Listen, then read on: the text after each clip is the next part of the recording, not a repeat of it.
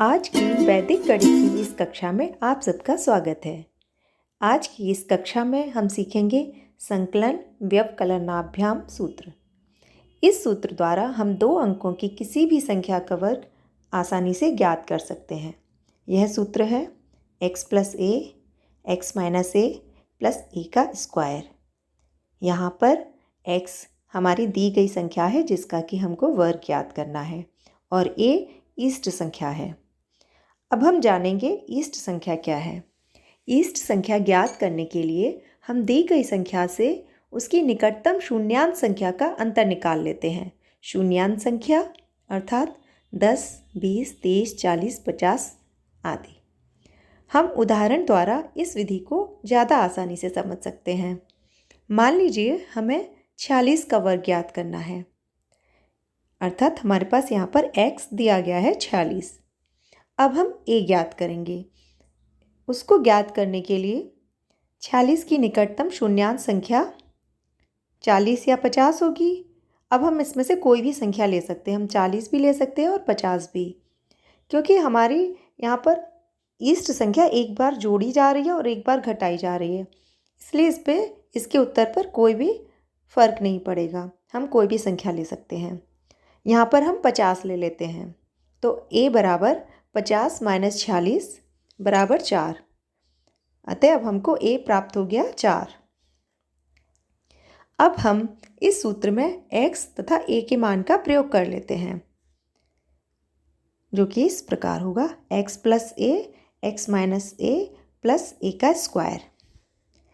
46 + 4 40 - 4 + 4 का स्क्वायर।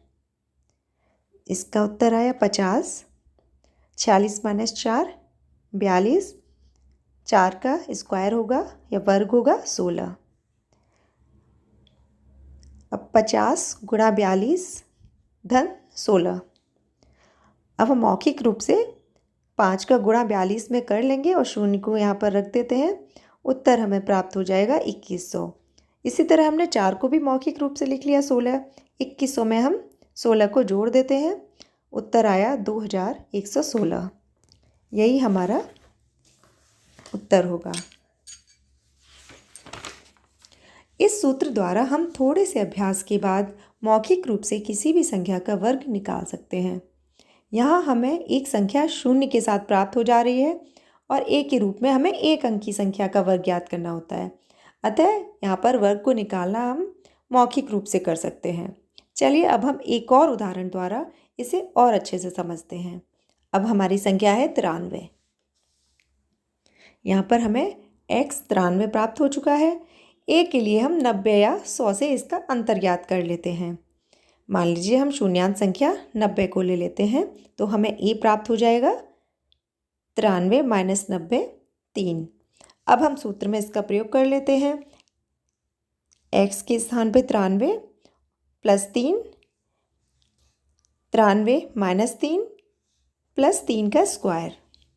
93 + 3 96, 93 - 3 90 + 9।